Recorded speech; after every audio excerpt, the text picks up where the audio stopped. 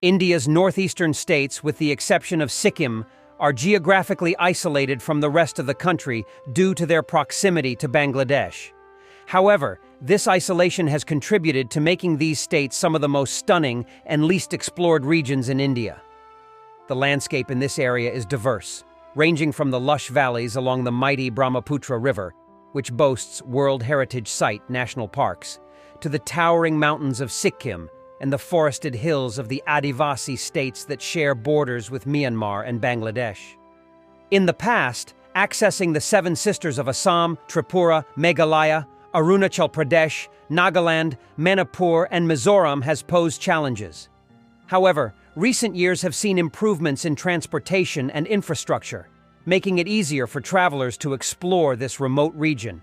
While there are still occasional incidents of insurgencies in Assam, Nagaland, and particularly Manipur, much of the region is safe for tourists and offers an incredibly rewarding experience. It is important to note that visitors to the region need permits, and careful planning is essential. Sikkim, India's highest state, boasts several peaks that exceed 6,000 meters in elevation. Among them, Kanchenjunga stands as the world's third highest mountain, reaching an impressive height of 8,598 meters. It is believed to be the dwelling place of a deity of the same name.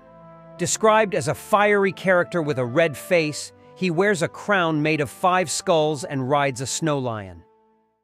Until the 18th century, the inhabitants of Sikkim were predominantly Lepchas, an ethnic group of Mongol origin who migrated from Tibet in the 8th century. The early rulers of Sikkim were from the Namgyal dynasty, descendants of the Minyaks of Tibet. Kyebumsa, a prince from the Namgyal family, played a significant role in the construction of the Sakya monastery in Tibet in 1268. He formed a close bond with the Lepchas and entered into a blood brotherhood with their chief, the Kongtek. After the Kongtek's passing, the Lepchas chose Guru Tashi, Kyebumsa's 4th son, as their leader. Guru Tashi was consecrated as the king of Sikkim in 1642. In 1700, Sikkim faced an invasion by the Bhutanese, which led to the young Chogyal, Chador, being forced into exile. During his exile, Chador established monasteries at Pemayangtse and Tashiding and developed the Lepcha alphabet. Tragically, he was assassinated in 1717 under the orders of his pro-Bhutanese half-sister, Pei Womgamo. In the early 19th century, the East India Company ventured into the Himalayas with the aim of facilitating trade with Tibet. During the Anglo-Nepal Wars in 1814, Sikkim aligned itself with the East India Company and, as a reward, received parts of the Nepali Terai region.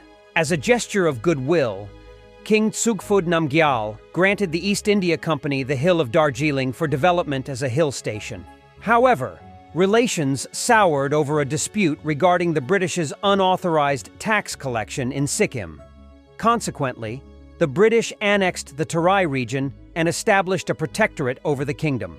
Since the 18th century, there has been a significant influx of Nepalese into Sikkim, who now constitute 75% of the population. When India gained independence from British rule, the Indian government entered into a similar arrangement with the Chogyal of Sikkim. Sikkim did not fully merge with the Indian Union. However, in 1975, the Sikkim Parliament voted in favor of Sikkim's incorporation into India.